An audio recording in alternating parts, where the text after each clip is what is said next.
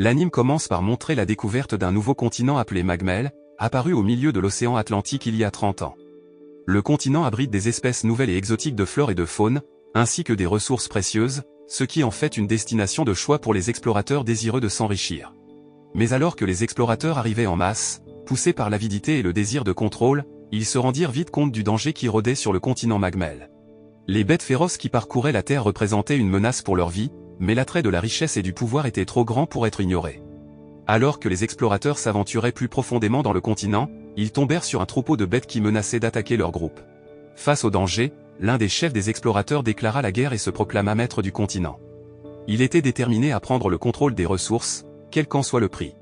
Quelques années après l'arrivée initiale des explorateurs, un sauveur nommé Inyu arrive sur le continent Magmel. Il vient secourir les explorateurs blessés et bloqués qui avaient sous-estimé les dangers de la Terre. Inyu est accompagné de son fidèle robot drone, qu'il utilise pour documenter la faune du continent. Inyu est membre d'une organisation appelée Anglais, une organisation de sauvetage spéciale qui a récemment commencé ses opérations sur le continent Magmel. Sa mission est de rechercher et de sauver les explorateurs venus sur le continent sans bien comprendre les risques auxquels ils seraient confrontés. Le lendemain, l'assistant d'Inyu, Zero, entre dans sa chambre et le réveille pour se préparer pour la journée. Bien qu'il veuille dormir, Inyu se prépare rapidement, sachant qu'il a la responsabilité de sauver de nombreuses personnes. Alors qu'il s'assoit pour prendre son petit déjeuner, Zero l'informe qu'ils sont à court de nourriture et qu'ils n'ont pas assez d'argent pour acheter plus de produits d'épicerie. De plus, Zero l'informe que les fournisseurs d'énergie vont couper l'approvisionnement en électricité de leur siège social en raison de factures impayées des derniers mois. Peu de temps après, un garçon nommé Curie Kuzu arrive à leur quartier général à la recherche de l'aide d'Anglais. Zero demande de quel genre d'aide Curie a besoin, mais avant de pouvoir répondre, il s'effondre, inconscient. Après son réveil, Inyu demande pourquoi Curie veut le voir, et Curie explique qu'il veut qu'Inyu sauve son frère, Knuri, qui est bloqué sur le continent Magmel. Au début, Inyu hésite à aider, car l'argent offert par Curie n'est pas suffisant pour financer le voyage. Mais Curie continue de plaider, affirmant qu'il souffre d'une maladie chronique et qu'il ne lui reste que quelques jours à vivre. Il suggère qu'ils utilisent l'argent de son assurance décès pour financer le voyage vers le continent Magmel. Curie raconte que son frère et son père étaient allés sur le continent pour trouver des larmes spéciales appelées Epona Tears, censées avoir des propriétés curatives. Ils étaient partis dans l'espoir de trouver un remède à la maladie chronique de Curie.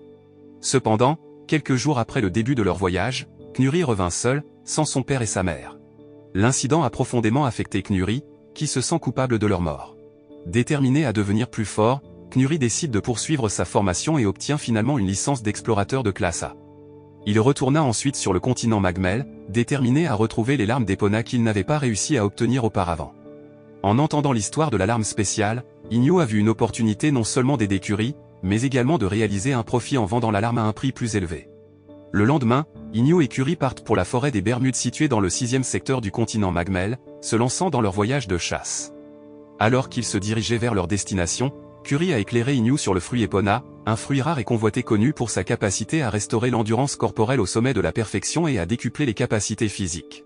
Même si Inyu avait déjà entendu parler de l'existence du fruit Epona, il ignorait ses incroyables propriétés. Ce n'est que maintenant qu'il a appris les conditions particulières de croissance de ce fruit, il prospère au sommet d'un lit de cadavres pourris et séchés. Inyu, curieux de connaître les projets futurs de Curie, lui a demandé ce qu'il avait l'intention de faire une fois qu'il serait complètement rétabli. Curie a révélé ses aspirations à devenir un Raptor, un individu hautement qualifié formé pour manifester des objets en utilisant le pouvoir de son esprit.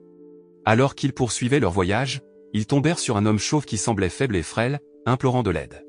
Ému par le sort de l'homme, Curie a exhorté Inyu à lui venir en aide, mais Inyu a refusé, invoquant les risques potentiels et le danger que cela représentait pour eux deux. Inyu, insensible aux supplications de l'homme, ramassa une pierre à proximité et la lui lança. Soudain, un essaim de 1000 pattes colossaux surgit du sol, enveloppant l'homme. Inyu a expliqué que les 1000 pattes géants avaient pris le contrôle de l'esprit de l'humain et l'utilisaient comme appât pour attirer des proies sans méfiance. Il a ajouté que l'homme chauve était déjà mort et que les 1000 pattes utilisaient son corps uniquement comme leur, il ne pouvait donc rien faire pour le sauver. Alors qu'ils poursuivaient leur voyage, Inyu sortit discrètement une télécommande électrique capable de décimer instantanément tout le troupeau de 1000 pattes géants. Soudain, il reçut des informations de Zero, son système de soutien, selon lesquelles un nid d'oiseaux géant connu sous le nom de Hawk Prince se trouvait à quelques mètres devant eux. Zero a ordonné à Inyu de se retirer immédiatement et de prendre un chemin différent, mais Inyu a ignoré l'avertissement et s'est dirigé vers le nid d'oiseaux géant. Grâce à ses connaissances et à son expérience, il avait calculé un moyen d'éliminer facilement la volée géante d'oiseaux. À l'aide d'une épée électrique, Inyu a réussi à abattre une partie des oiseaux, provoquant l'envol des troupeaux restants et la fuite de la zone. Pendant ce temps, Kuri était tombé sur son frère, Knuri, sur une colline voisine et était ravi de le voir. Knuri conduisit Kuri à l'endroit où le fruit d'Epona fleurissait sur un lit de cadavres séchés. Cependant, Knuri a montré une attitude inquiétante envers Kuri, révélant qu'il avait assassiné leurs parents et d'autres explorateurs afin d'accélérer la croissance du fruit Epona. Cependant, malgré ces actions horribles, le fruit d'Epona n'avait toujours pas fleuri, laissant Knuri croire qu'un cadavre supplémentaire serait nécessaire pour qu'il prospère. Rendu fou par cette obsession, Knuri a brutalement poignardé le corps de Kuri avec un os jusqu'à ce qu'il reste faible et sans défense. Sa conjecture s'est avérée exacte, car la racine d'Epona a immédiatement absorbé le sang frais qui coulait sur le sol et le fruit a parfaitement fleuri. Dans une frénésie maniaque, Knuri gravit le tas de cadavres pour cueillir les fruits, mais Inyo apparut et l'arrêta. Inyo a été choqué d'apprendre que Knuri avait intentionnellement poignardé Kuri. Sans hésitation, il a contacté Zero et lui a demandé de toute urgence de vérifier l'état de Kuri. Alors que le robot d'Inyo travaillait pour soigner Kuri, il confronta Knuri, lui demandant s'il était également responsable de la mort de ses parents et d'autres explorateurs. Inyo était confus et en colère, car il avait vu Kuri lutter si durement pour trouver le fruit Epona pour le guérir. Knuri expliqua que la maladie de Kuri était incurable et qu'elle réapparaîtrait dans quelques années, même s'il buvait les larmes du fruit Epona. Knuri avait donc décidé d'utiliser le fruit pour lui-même. Kuri, qui était sur le point de mourir, a supplié Inyo de sauver son frère, disant que Knuri n'était pas sain d'esprit et qu'il était contrôlé par certaines créatures. Dans son dernier souffle, Kuri a imploré Inyo de faire preuve de pitié. Mais la colère et le chagrin d'Inyo le consumèrent lorsqu'il vit Kuri, mort en vain, juste devant lui. Il frappa immédiatement Knuri de toutes ses forces, sa rage et sa frustration alimentant le coup. Knuri, désormais renforcé par les larmes d'Epona, révéla sa véritable force et engagea Inyo dans une bataille acharnée. Avec son corps transformé et rendu plus fort, Knuri était convaincu qu'il pourrait facilement vaincre Inyo. Mais Inyo possédait toujours la puissance électrique qui lui donnait un avantage sur Knuri. L'attaque électrique mortelle d'Inyo s'est avérée trop difficile à gérer pour Knuri et il est finalement tombé à mort. Alors qu'il mourait, Knuri réalisa qu'Inyo était également un Raptor, ce qui lui rappela le dernier souhait de Kuri de le devenir également. Après le combat, Inyo a enterré Knuri et Kuri côte à côte dans la forêt où ils ont connu leur destin. Il resta là un moment, regardant leur tombe avant de finalement se retourner et s'éloigner. Tout en marchant, Inyo réfléchissait à la tragédie qui s'était produite et à la façon dont elle avait été motivée par l'avidité et la haine humaine. Il réalisa que la chose la plus dangereuse sur le continent Magmel n'était pas les monstres, mais la nature même des gens eux-mêmes. Pendant ce temps, les scientifiques du centre de recherche du secteur 7 du continent Magmel travaillaient assidûment sur leur technique de guérison révolutionnaire. Un jour, une alarme d'urgence retentit soudain dans le bâtiment. Se précipitant vers la source du dérangement, ils furent confrontés à un spectacle terrifiant, un troupeau d'ours géants avait encerclé leur installation. L'un des scientifiques a rapidement contacté sa fille, Emilia, et lui a demandé de rencontrer un jeune homme nommé Inyo au quartier général des secours. Emilia courut vers le quartier général du pêcheur, le cœur battant de peur et d'inquiétude pour son père. À son arrivée, Emilia a expliqué à Inyo la situation désastreuse du centre de recherche. Elle l'a supplié de l'aider à sauver son père et les autres scientifiques, mais à sa grande consternation, Inyo a refusé. Il affirmait n'avoir aucun souvenir d'avoir rencontré un scientifique comme le père d'Emilia. De plus, il pensait que le centre de recherche devrait avoir sa propre unité de pêcheurs pour assurer leur sécurité et qu'Emilia ne devrait pas avoir à s'inquiéter.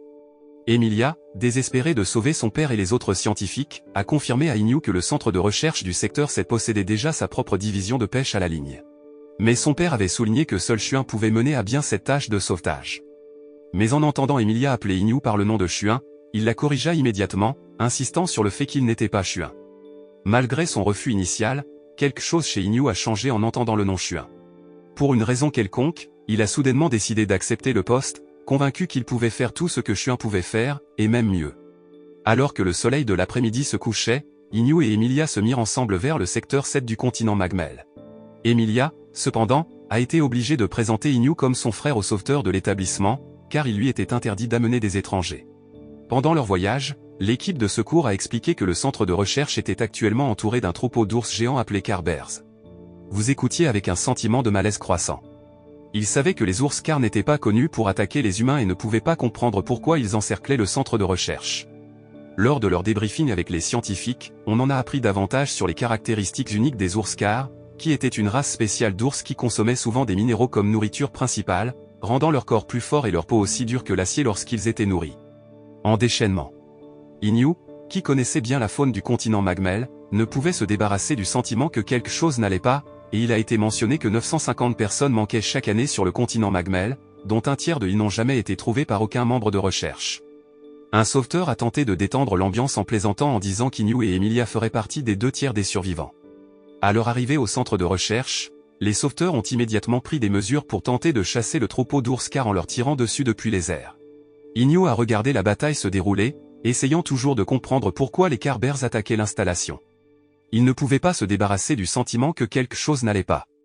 Alors que les sauveteurs parvenaient à chasser les ours cars, ils apprirent qu'un autre monstre, appelé Skalgargon, était apparu au pied de la montagne. Vous saviez que le monstre Skalgargon avait un odorat aigu et pouvait détecter le sang des ours cars à une distance de plusieurs dizaines de mètres. Il soupçonnait que le Skalgargon avait été attiré vers le centre de recherche à cause du sang des Carbears. Skalgargon a commencé à lancer de grosses pierres sur le centre de recherche, causant plusieurs morts parmi le personnel. Malheureusement, le monstre a également pris pour cible les hélicoptères de sauvetage, causant des dégâts importants et les rendant incontrôlables. Alors que le pilote tentait de tirer un missile sur Skalgargon, l'hélicoptère s'est écrasé avant de pouvoir l'activer. Inyu, conscient de la situation désastreuse, a pris la décision rapide de sauter de l'hélicoptère avec Emilia et d'atterrir au milieu de la forêt. Une fois au sol, Inyu a utilisé ses pouvoirs de Raptor pour créer rapidement un lance-missile automatique. Étonnamment, Inyu a été confronté à une décision difficile. Il a demandé à Emilia dans quelle direction il devait tirer le missile, ne sachant pas s'il devait viser Skalgargon ou le centre de recherche. À l'aide du mégaphone qu'il avait créé, Inyu a pris contact avec les chercheurs et leur a demandé de libérer les otages sous peine d'en subir les conséquences. Il a ensuite été révélé que les chercheurs avaient secrètement kidnappé les enfants des Carbears et les utilisé comme sujet de recherche. Inyu l'avait soupçonné depuis le début, sachant que les ours cars n'attaqueraient jamais les humains sans raison. Fort de cette connaissance, Inyu s'est senti obligé de mettre un terme aux actions cruelles des chercheurs et de sauver les enfants innocents de Carbear. En entendant l'explication d'Inyu, le père d'Emilia, Rokuro, a été forcé de l'écouter. Rokuro savait qu'il devait agir et a décidé d'essayer de libérer les oursons Carbear capturés de leur centre de recherche. Inyu, qui attendait ce moment, a immédiatement lancé un missile sur le monstre Skalgargon qui approchait. Malgré un léger raté lors du tir initial, Inyu s'est rapidement ajusté et a repoussé le corps du monstre, donnant au missile suffisamment de temps pour atteindre sa cible. Le Skalgargon a été tué dans l'explosion, son corps se brisant en morceaux. Alors que Rokuro et l'équipe de secours s'efforçaient de libérer les oursons Carbear du confinement du centre de recherche, la vérité derrière l'attaque a finalement été révélée. Les Carbears adultes étaient venus secourir leurs enfants qui leur avaient été enlevés de force et gardés dans l'établissement. Inyu a été horrifié d'apprendre que les balles utilisées par l'équipe de secours étaient fabriquées à partir du sang des oursons Carbear, distillé dans le métal le plus dur jamais créé. C'est la raison pour laquelle ils ont pu tuer les ours car adultes même si leur peau était durcie comme de l'acier. Une fois la crise résolue, Inyu a été soulagé d'apprendre qu'aucun membre de l'équipe de secours n'était mort, malgré le crash de l'hélicoptère et les lourds dégâts qu'il a subis. Cependant, il ne put se débarrasser de son malaise lorsqu'il apprit qu'aucune nouvelle de l'expérience illégale menée par les chercheurs du secteur 7 n'avait été rendue publique. Il était clair que les chercheurs avaient délibérément caché l'affaire aux médias. Quelques jours plus tard, Emilia informa Inyu que son père, Rokuro, avait décidé de prendre une retraite anticipée et d'arrêter de mener des recherches dans le secteur 7 du continent Magmel. Inyu et Zero regardaient une émission à la télévision quand Inyu a secrètement tenté de voler le pudding de Zero, mais Zero l'a immédiatement surpris en flagrant délit et lui a lancé un regard cynique. Il assistait à une vente aux enchères spéciales pour un pigeon à cette couleur, un oiseau qui a la capacité de neutraliser tous les types de poisons avec juste une goutte de son sang. Un riche homme d'affaires avait remporté l'oiseau à un prix exorbitant, mais peu de temps après la fin de la vente aux enchères, il s'est présenté au siège d'Inyu avec l'oiseau en remorque. Un vieil homme nommé Sojiro était venu à Inyu pour demander de l'aide pour retrouver ses amis disparus dans le district 45 du continent Magmel. L'homme d'affaires avait entendu parler de la réputation d'Inyu en tant que tracker compétent et lui proposa de l'embaucher pour retrouver les amis de Sojiro. Sojiro soupçonnait que ses amis avaient été blessés et empoisonnés, car les monstres qui vivaient dans le quartier étaient connus pour leur nature toxique. Il a raconté à Inyu que lui et ses amis étaient un groupe de nouveaux immigrants sur le continent Magmel, mais qu'il y a 30 ans, ils ont eu un accident alors qu'ils chassaient des insectes dans la forêt. Poussés par la curiosité, ils se sont aventurés dans le district 45 à la recherche des insectes les plus venimeux. Mais leur quête prend une tournure tragique lorsque certains de ses amis sont soudainement piqués par le venin et perdent connaissance. Accablé par la situation désastreuse, Sojiro a pris la décision difficile de fuir et de laisser ses amis derrière lui. Le même jour, lui et sa famille ont été contraints de quitter le continent Magmel en raison de l'échec du programme d'immigration. Malgré 30 années écoulées, l'incident a continué de hanter Sojiro, car la culpabilité d'avoir laissé ses amis derrière lui pesait lourdement sur sa conscience. Déterminé à faire amende honorable, il entreprit de les retrouver, dans l'espoir de pouvoir guérir le poison présent dans leur corps s'ils étaient encore en vie. Il pensait qu'avec l'aide du pigeon à cette couleur, il pourrait enfin mettre un terme au passé et ramener ses amis en sécurité. Après avoir écouté l'histoire de Sojiro, Inyu s'est senti obligé de l'aider, malgré les faibles chances de succès. Le lendemain, alors qu'Inyu et Sojiro arrivaient sur le continent Magmel, les robots drones de Zero détectèrent la présence de monstres sur le chemin qu'ils s'apprêtaient à emprunter. Mais Inyu, sans se laisser décourager, a choisi de continuer le voyage avec Sojiro. En chemin, ils rencontrèrent des plantes étranges et inconnues. Alors qu'Inyu s'approchait de l'un d'eux, un monstre fait de vigne sortit soudain du sol. Inyu a engagé le monstre de la vigne dans un combat, en utilisant un pistolet électrique qu'il avait construit avec son pouvoir Raptor. Après une lutte acharnée, Inyu est sorti victorieux, après avoir tué le monstre de la vigne. Alors qu'il examinait les restes du monstre, il remarqua des fleurs poussant sur sa carcasse. Il les cueillit et les donna aux pigeons à cette couleur que Sojiro avait amené avec lui, curieux de connaître leurs utilisations potentielles. Alors qu'ils entraient dans un couloir de grotte, Sojiro se souvint de souvenirs du passé, lorsque lui et ses amis jouaient à cet endroit précis. Il mettait des insectes venimeux dans un chaudron et observait lesquels survivraient. Mais en trouvant le chaudron, ses amis furent empoisonnés et tombèrent inconscients. Zero, entendant cela, a exhorté Inyu à dire à Sojiro la vérité sur ce qui s'était passé, mais Inyu a rassuré Sojiro en lui disant que ses amis étaient toujours en vie et quelque part. Soudain, un monstre scorpion géant a émergé de la grotte, mais à leur grande surprise, il ne les a pas attaqués. Le monstre chauve-souris géant présenta également le même comportement et Sojiro réalisa finalement que les deux monstres étaient ses amis. Après avoir été piqués par des insectes venimeux, ils ne sont pas morts mais ont muté en insectes qui les avaient piqués. Sojiro, comprenant maintenant la situation, demande à Inyu s'il y avait un moyen de sauver ses amis en utilisant le sang du pigeon à cette couleur. Inyu a répondu que même si le poison présent dans leur corps pouvait être neutralisé par le sang de l'oiseau, ils mourraient tous les deux car le poison était désormais essentiel à leur survie. Après la révélation, les amis de Sojiro, désormais sous leur forme monstrueuse, le conduisirent vers un tronc d'arbre qui avait pour eux une signification particulière. Ils y avaient autrefois marqué des égratignures ensemble, rappel de leur amitié passée. Le cœur lourd, Sojiro savait qu'il devait lâcher le pigeon aux 7 couleurs. Le sang de l'oiseau ne pourrait plus sauver ses amis. Il devait accepter que ses amis vivraient désormais comme des monstres dans la forêt, et qu'il ne pouvait rien faire pour les transformer à nouveau en humains. Quelques jours après l'incident de la grotte, Zero a accompagné Inyu au marché. Elle avait envie de délicieuses collations et a demandé à Inyu de les lui acheter. Cependant, Inyu, connu pour son avarice, ne lui a donné qu'une petite somme d'argent. Les fonds de Zero n'étaient pas suffisants pour acheter les collations qu'elle désirait. Mais Zero n'était pas du genre à se laisser décourager facilement. Elle s'est approchée d'un commerçant vendant les collations qu'elle souhaitait et a habilement négocié avec lui. Elle a demandé au commerçant de lui vendre les snacks à un prix inférieur et en échange, elle le recommanderait au prochain client à un prix plus élevé. Le commerçant a accepté et Zero a pu acheter les délicieuses collations à un prix réduit. Plus tard, lorsqu'Inyu alla acheter les mêmes collations, le commerçant, fidèle à sa parole, lui demanda un prix plus élevé. Après avoir fini leur collation, Zero et Inyu se dirigèrent vers le centre de la place où une foule s'était rassemblée pour assister à un spectacle d'une belle femme nommée Verona Cellaria. L'hôte a annoncé que Verona avait voyagé seule sur le continent Magmel 8 fois et qu'elle était toujours revenue saine et sauve. L'excitation montait alors que la foule attendait avec impatience son 9e voyage et le récit de son voyage. Alors que tout le monde louait le courage de Verona, Inyu a eu une réaction différente. Il l'a surnommée Bloody Maria et s'en est pris à elle, à la grande surprise de son entourage. Son éclat a semé la confusion et de nombreuses personnes ont été déconcertées par ses propos durs. Zero, intriguée par Verona, a entrepris d'enquêter sur ses antécédents. Elle a lu divers articles dans les médias et a été émerveillée par l'altruisme de Verona. Tous les fonds qu'elle avait gagnés lors de ses voyages sur le continent Magmel ont été reversés à un orphelinat. Déterminée à en savoir plus, Zero a envoyé un robot drone à l'orphelinat que Verona avait financé. Alors que le drone survolait l'orphelinat, l'écran de Zero était rempli d'images d'enfants heureux jouant et riant. Mais ensuite, le drone a capturé une scène déchirante, Verona assise à côté d'une petite fille qui pleurait et visiblement en détresse. Verona essayait de réconforter la jeune fille, lui tenant la main et lui parlant doucement. D'un autre côté, Inyu ne pouvait s'empêcher de rappeler sa première rencontre avec Verona sur le continent Magmel. Lui et son aîné, Chuin, campaient sur une colline dans les plaines de Magmel lorsqu'ils entendirent un appel à l'aide venant d'une jeune fille. Ce n'était autre que Verona, qui était entourée de monstres. Chuin s'est rapidement précipité à son secours, massacrant les monstres un par un et sauvant Verona. Il lui dit que le continent Magmel n'était pas un endroit pour une fille, mais Verona insista sur le fait qu'elle avait quelque chose d'important à faire là-bas. Cette nuit-là, Inyu n'a pas pu ébranler sa curiosité pour Verona et a décidé de se faufiler hors du camp pour la chercher. Cependant, lorsqu'il la trouva finalement, il fut choqué par ce qu'elle avait fait à Chuin.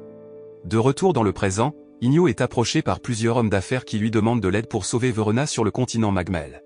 Inyu est surprise et refuse de l'aider, se demandant pourquoi il la laisserait partir seule s'ils étaient si préoccupés par sa sécurité.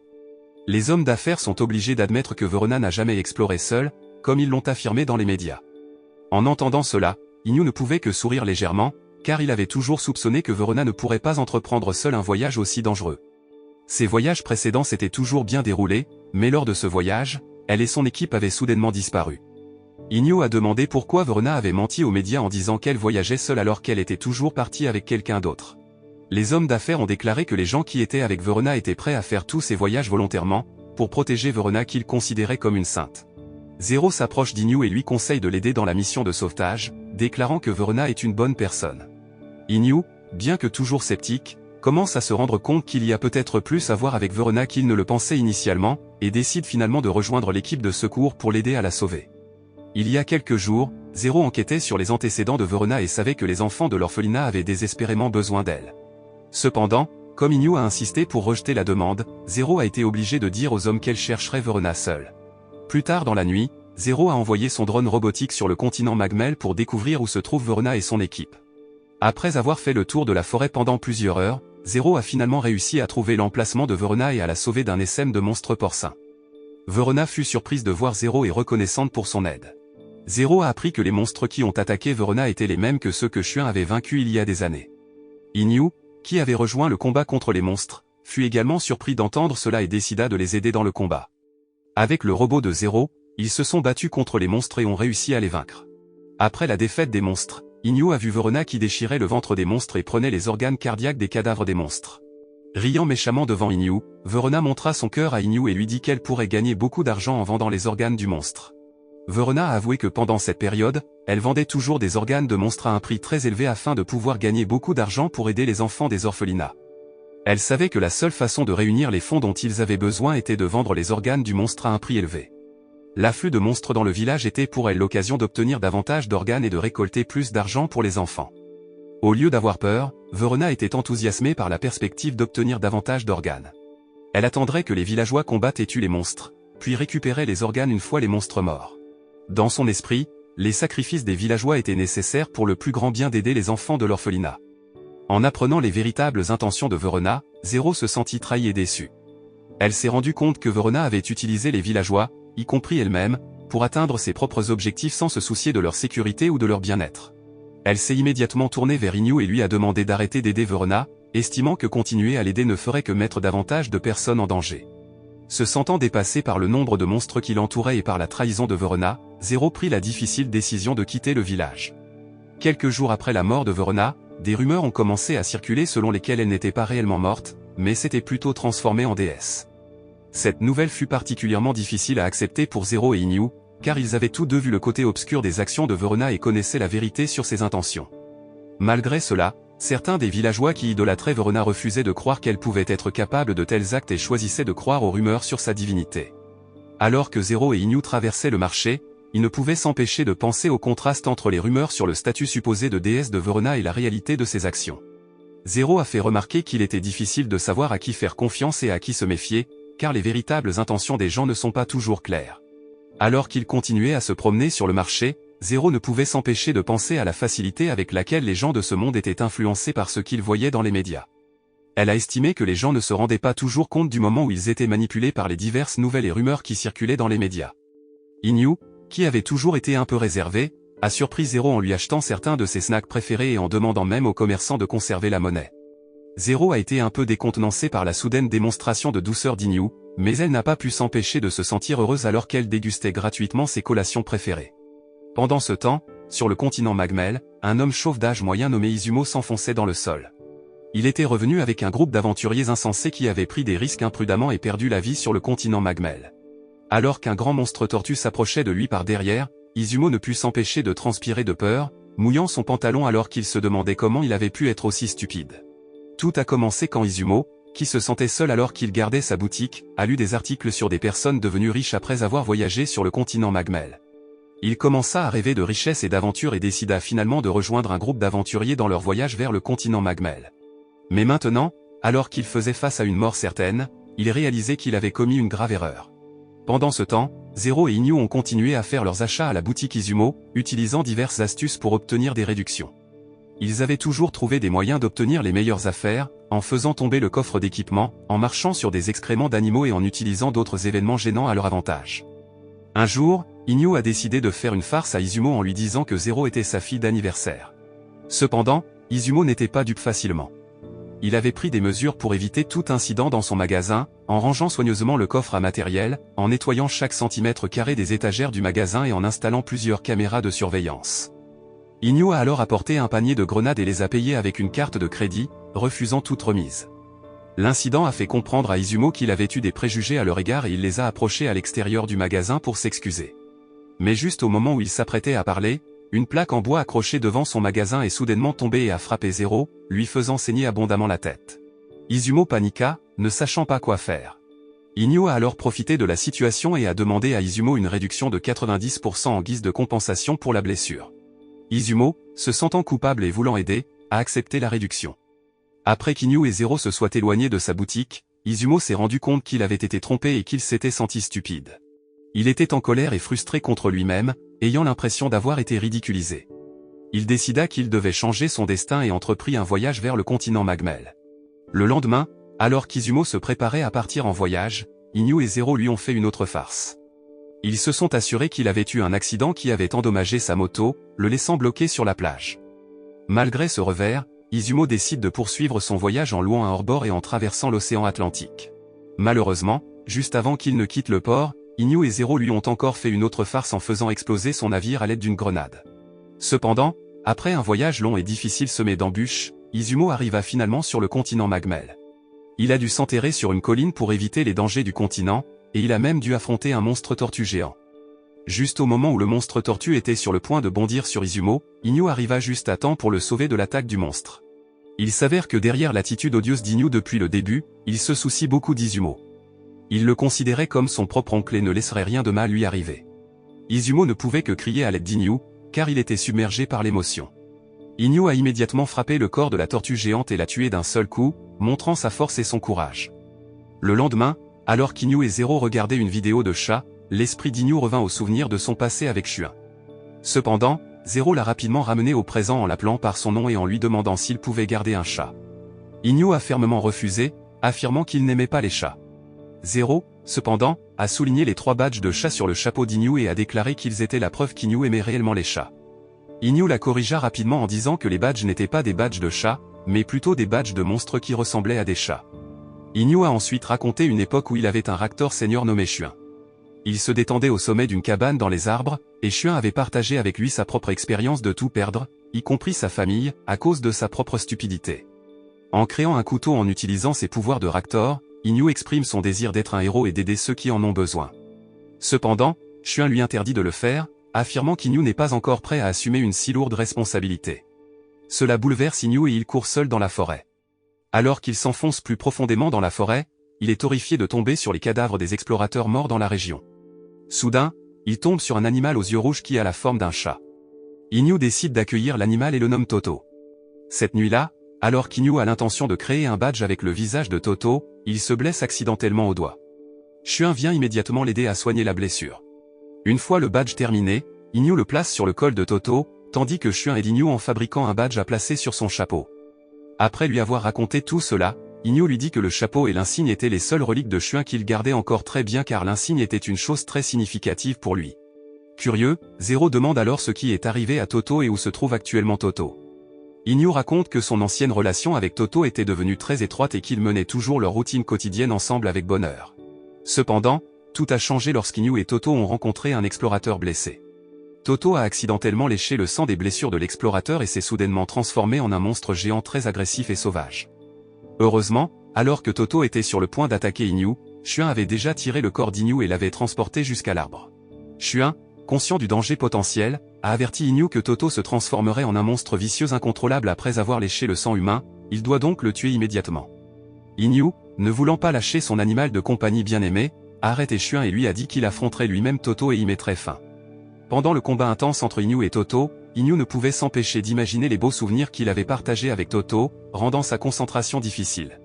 L'idée de devoir mettre fin à la vie de l'animal dont il avait si bien pris soin était bouleversante pour Inyu. Malgré tous ses efforts, Inyu a été contraint de tuer Toto. Shuin a essayé de réconforter Inoue et lui a remis le collier insigne de Toto qu'il avait obtenu plus tôt, lui rappelant de ne pas se blâmer pour ce qui s'était passé. La mort de Toto a laissé un profond traumatisme chez Inoue, l'amenant à prendre la décision difficile de ne plus jamais élever d'animaux. L'autre jour, Emilia et son secrétaire Takaki ont entrepris un voyage de retour sur le continent Magmel pour visiter le district 2, une zone connue pour être envahie par des animaux étranges et dangereux. Cependant, leur voyage a pris une tournure pire lorsque l'avion dans lequel ils se trouvaient a été soudainement attaqué par des balles de pierre tirées par des monstres grenouilles qui vivaient dans les plaines du continent. Alors que les systèmes de l'avion commençaient à tomber en panne et qu'il devenait incontrôlable, une longue main est soudainement apparue et a tiré l'avion vers le rivage, les sauvant d'une catastrophe certaine. Le même jour, Inoue et Zero savouraient une délicieuse gâterie de guimauve, qu'Inoue avait récemment achetée à un prix réduit. Cependant, leur moment de paix fut interrompu lorsque Rokuro arriva au quartier général d'Inoue pour demander son aide pour retrouver sa fille qui avait perdu le contact sur le continent Magmel après le crash de son avion. Inoue a accepté de l'aider à condition que Rokuro lui paie 3 fois le tarif habituel, ce que Rokuro a facilement accepté. Cet après-midi-là, Inoue et Rokuro partent pour le continent Magmel dans l'hélicoptère personnel de Rokuro, Inoue emmenant ses guimauves bien-aimés pour le voyage. Pendant ce temps, à l'endroit où Emilia et son groupe étaient bloqués, Emilia a été surprise de voir le nombre d'épaves éparpillées. Elle a également aperçu une petite fille aux cheveux violets apparaissant au milieu des décombres, mais la jeune fille a disparu tout aussi rapidement. Lorsqu'Emilia est retournée à son avion, Takaki l'a informé qu'un avion de sauvetage était en route vers leur emplacement. Cependant, à sa grande consternation, les avions de sauvetage ont également subi le même sort que les siens, certains d'entre eux ayant subi une forte explosion due à des collisions. Il s'avère que le cerveau derrière tous les accidents n'était autre que la petite fille qu'Emilia avait vue auparavant. La jeune fille, connue sous le nom d'Élite, est originaire du continent Magmel et possède une force et une intelligence qui surpassent celles des humains ordinaires. Cependant, en raison de leur sensibilité aux objets étrangers entrant sur leur territoire, Élite attaquera tous les avions qui traversent leur territoire. Alors que les forces de sécurité d'Emilia se préparaient à éliminer Élite en quelques tirs, elles furent surprises de constater que toutes leurs attaques n'avaient absolument aucun effet sur la créature. Ils décidèrent de battre en retraite afin de se regrouper et d'élaborer un nouveau plan. Inoue et Rokuro arrivèrent bientôt sur les lieux, même si leur hélicoptère dut être détruit par l'attaque d'Élite. Emilia a immédiatement serré son père dans ses bras et les a suppliés de ne plus attaquer Élite, car elle pensait que la créature était réellement bonne. Cependant, Inoue était déterminé à combattre la créature indigène et une bataille entre les deux devint inévitable. Inoue a continué à attaquer en utilisant les flèches qu'il avait créées, tandis qu'Élite essayait d'esquiver et de contre-attaquer avec sa longue main. Après l'explosion, Emilia s'est précipitée vers la source du son, le cœur lourd à l'idée qu'Inoue avait tué Élite. Mais en arrivant sur les lieux, elle a vu Inoue partager joyeusement des guimauves avec Élite et ses amis grenouilles. Ce n'était qu'un exercice d'entraînement. Inoue a ensuite cueilli des champignons dans la forêt, prévoyant de préparer un dîner pour lui et Zero. Mais alors qu'il quittait la forêt du district 2, il tomba sur un village complètement détruit. Il ne restait que des ruines de maisons, rasées. Alors qu'il explorait les ruines, il fut rattrapé par un vieil homme qui tenait un café dans le village. Le vieil homme interrogea Inoue, lui demandant pourquoi il était venu au village. Quand Inoue lui expliqua qu'il cherchait de la nourriture, le vieil homme le relâcha et lui demanda de partir. Le vieil homme a raconté sa propre histoire, comment il avait perdu sa fille dans la tragédie qui avait détruit le village et vivait désormais seul. Après avoir quitté le café du vieil homme, Inoue et le robot drone Zero ont continué leur voyage pour trouver de la nourriture. Alors qu'ils étaient au fond de la forêt, un étrange monstre ressemblant à un sanglier a soudainement attaqué Inoue par derrière. Mais quand Inoue a découvert que la viande du monstre était délicieuse, il est devenu déterminé à le tuer et à en faire un plat. Malheureusement, juste au moment où Inoue était sur le point de porter le coup final, un monstre souris terrestre beaucoup plus gros est apparu et a dévoré le monstre sanglier. Inoue n'avait d'autre choix que de poursuivre sa recherche d'autres gibiers. En cherchant, il tomba sur un cimetière avec une fleur fraîche posée sur l'une des tombes. Alors qu'il s'approchait de la tombe, le vieil homme qu'il avait rencontré au café est apparu et a tiré une balle en direction de la tempe d'Inoue, l'avertissant de quitter immédiatement le continent Magmel. Inoue, impressionné par la précision du vieil homme, décide de quitter le cimetière tout en vantant le tir du vieil homme. Il sentit que le vieil homme cachait quelque chose, mais le vieil homme insista pour les expulser des lieux. Un instant après qu'Inoue se soit éloigné, le vieil homme nommé Akuro a soudainement entendu une voix venant d'une autre direction et a immédiatement couru vers la source du son. Il s'est avéré que le son provenait du monstre rat de terre qui avait précédemment dévoré le monstre sanglier chassé par Inoue. Au lieu d'avoir peur, Akuro était déterminé à tuer le monstre car c'était le même monstre qui avait détruit son village et tué sa fille. Malheureusement, en raison de la vision légèrement floue de Akuro, son premier tir a raté, ce qui a poussé le monstre à se déchaîner et à commencer à le poursuivre. Heureusement, Inoue a réussi à retenir le monstre en attachant une corde à la jambe du monstre, donnant à Akuro une chance de tirer sur le monstre dans la tête et de le tuer. Après qu'Inyu ait découvert l'histoire de Hakuro et de sa fille, il est devenu sympathique avec Hakuro et à partir de ce jour, ils sont devenus les meilleurs amis. Un jour, Zero est soudainement kidnappé par un homme mystérieux et retenu captif dans une pièce exiguë où l'homme s'était préparé à la torturer. Cependant, lorsque Zero s'est réveillé de son sommeil, elle a été soulagée de savoir que ce n'était qu'un cauchemar. Peu de temps après, Zero a entendu une très forte détonation venant de l'intérieur de la chambre d'Inyu, alors elle a rapidement couru pour vérifier son état. Heureusement, après avoir vérifié en personne, elle a découvert que le bruit sourd n'était que le bruit d'Inyu tombant de son lit. Le lendemain matin, Zero fut surpris de voir Inyu éveillé et actif à une heure inhabituellement matinale, et elle ne put s'empêcher de se demander si quelque chose le troublait. Une fois Inyu parti, Zero a décidé de retrouver ses amis Emilia et les autres dans un restaurant voisin pour discuter du changement soudain de comportement d'Inyu. À leur insu, un homme mystérieux observait secrètement leurs mouvements et enregistrait leurs conversations. Il a été révélé plus tard que cet homme était le messager du même individu qui était apparu dans le cauchemar de Zero la nuit précédente. Cependant, la raison de sa surveillance de Zero reste un mystère. Alors que Zero nettoyait et rangeait la cabane dans les arbres qu'elle partageait autrefois avec son ami Chuin, des souvenirs du passé lui revenaient. Elle se souvenait des mots que Chuin lui avait dit avant son départ pour un autre monde. Alors qu'elle montrait une photo à Inyu, Chuin lui demanda de retrouver la jeune fille sur la photo et de toujours la protéger. Alors que Zero retournait à la base des pêcheurs, elle fut choquée de voir l'arrivée de l'homme mystérieux qui était apparu auparavant dans ses cauchemars. Sa vue lui rappela instantanément des souvenirs du passé, lorsqu'elle avait été brutalement torturée et forcée à la servitude par cet homme même, nommé Hayato. Hayato était venu à la base avec l'intention de reprendre Zero comme son subordonné, mais lorsqu'elle a refusé son offre, il s'est mis en colère, menaçant de tuer ses amis un par un si elle ne se conformait pas à ses exigences. N'ayant pas d'autre choix, Zero fut obligé de l'accompagner et d'obéir à ses ordres, après qu'un des hommes de Hayato ait fait exploser la boutique d'Izumo. Quand Inyu est retourné à la base des pêcheurs, il a reçu un message vidéo de Hayato, révélant qu'il avait kidnappé Zero. Hayato a ensuite ordonné à ses hommes de détruire tous les amis d'Inyu en guise de représailles pour le rôle d'Inyu dans la capture de Zero. Pour aggraver les choses, Hayato a également envoyé l'un de ses hommes de main au quartier général d'Inyu avec l'intention de le tuer de la même manière qu'il avait tué les amis d'Inyu. En arrivant à la base de Hayato, Zero est submergée par les souvenirs des événements traumatisants qu'elle a vécus dans le passé. Elle a été obligée de tuer des monstres en utilisant ses pouvoirs pour qu'Hayato puisse augmenter son propre pouvoir. Alors qu'elle était assise seule dans la pièce où elle était retenue captive, les larmes coulant sur son visage, Zero ne pouvait qu'espérer qu'Inyu la retrouverait bientôt et la sauverait de l'emprise de Hayato. Alors qu'elle était assise là, une cargaison de nourriture lui fut livrée par un petit trou sous la porte. En jetant un coup d'œil par l'espace, Zero remarqua d'autres enfants qui étaient également retenus captifs et utilisés comme esclaves expérimentaux. Comme elle, ils étaient entraînés pour augmenter leur force afin que Hayato et ses conspirateurs puissent voler leur pouvoir une fois qu'ils auraient atteint leur niveau maximum. L'idée que ces enfants innocents soient soumis au même sort qu'elle a rempli Zero d'un sentiment d'effroi et de désespoir. Zero, profondément préoccupé par la situation, a tenté de rallier les autres enfants, les exhortant à ne jamais perdre espoir. Elle était convaincue que son employeur, Inyu, viendrait à leur secours. Peu de temps après, un groupe de personnes en cagoule noire se sont approchés des enfants et les ont emmenés vers un lieu inconnu. Pendant ce temps, Inyu avait miraculeusement survécu à l'explosion précédente et se précipitait maintenant vers le quartier général de Hayato pour sauver Zero. Alors que les enfants étaient enchaînés à des chaises, Hayato commença son sinistre plan. À l'aide d'un insecte spécial, il leur injecta quelque chose dans la tête, lui permettant de tous les contrôler. À l'arrivée d'Inyu au siège de Hayato, il se dirigea immédiatement vers le bâtiment du centre de recherche de Hayato, utilisant un petit canoë pour naviguer sur les voies navigables. Cependant, son intrusion a été enregistrée par des caméras de surveillance, et Hayato a rapidement été alerté de sa présence.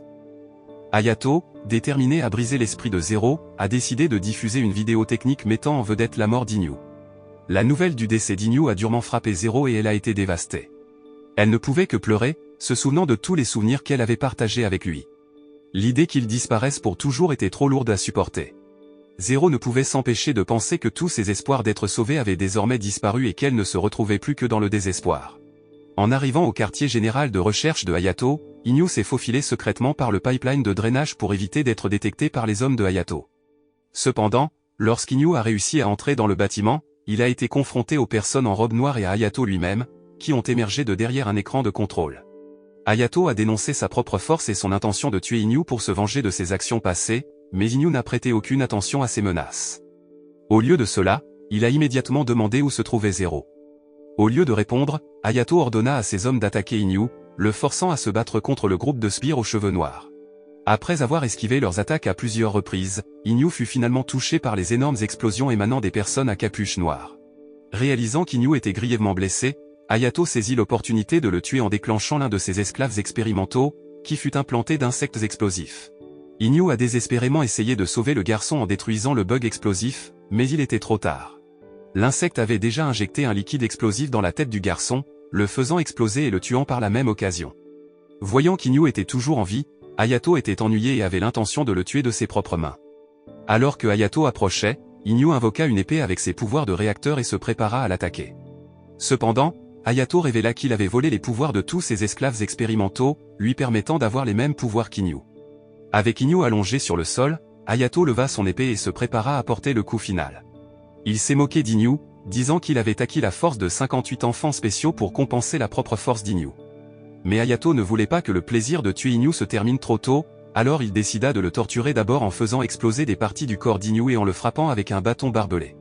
Alors que Hayato commençait à le tourmenter, Inyu lança secrètement une grenade dans la pièce où Zero était retenu captif. Il a demandé à Zero de se souvenir de leur première rencontre ensemble, et Zero a pleuré lorsqu'elle a réalisé qu'Inyu était toujours en vie. Inyu a demandé à Zero d'utiliser ses pouvoirs pour se libérer de ses ravisseurs. Lorsqu'Hayato s'est préparé à porter le coup final à Inyu, Zero a réussi à se libérer en utilisant ses pouvoirs et a immédiatement sauvé Inyu avec son robot. Inyu jeta ensuite le corps de Hayato à travers la pièce avec la main gigantesque qu'il avait créée. Mais alors qu'Inyu se précipitait pour vérifier Zero, Hayato se releva de manière inattendue, révélant qu'il avait mangé un fruit spécial qui renforçait ses pouvoirs.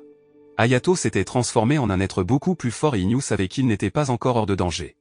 Lorsqu'Hayato émit une lumière vive depuis l'intérieur de son corps, sa forme se tordit et se contorsionna, se transformant en une créature monstrueuse.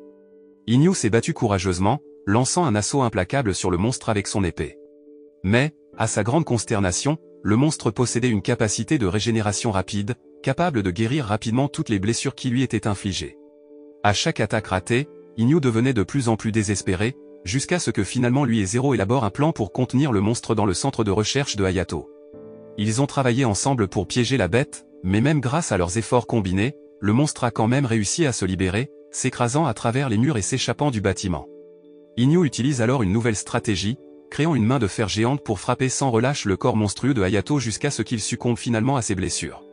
Une fois le monstre vaincu, Inyu et Zero peuvent pousser un soupir de soulagement. Ils rendent visite à leurs amis qui se sont remis de l'explosion précédente et expriment leur gratitude d'avoir survécu à cette épreuve en toute sécurité. Ils prient également pour le prompt rétablissement de leur ami Izumo qui est toujours hospitalisé. Ensuite, Zero se tourne vers Inyu et lui demande où il était allé la matinée précédente. Inyu admet timidement qu'il était simplement allé à la cabane dans les arbres pour nettoyer la maison. L'histoire se termine par une scène réconfortante où Inyu demande à Zero de rester à ses côtés alors qu'il s'efforce de découvrir la vérité sur le continent Magmel et de la partager avec le monde. La morale que l'on peut tirer de cet anime est que ce n'est pas la guerre ou la violence qui finit par détruire l'humanité, mais plutôt les forces destructrices de la haine et de l'avidité qui résident dans nos propres cœurs. Cela montre que le véritable pouvoir réside dans l'unité et la coopération, et non dans l'égoïsme et le désir de pouvoir.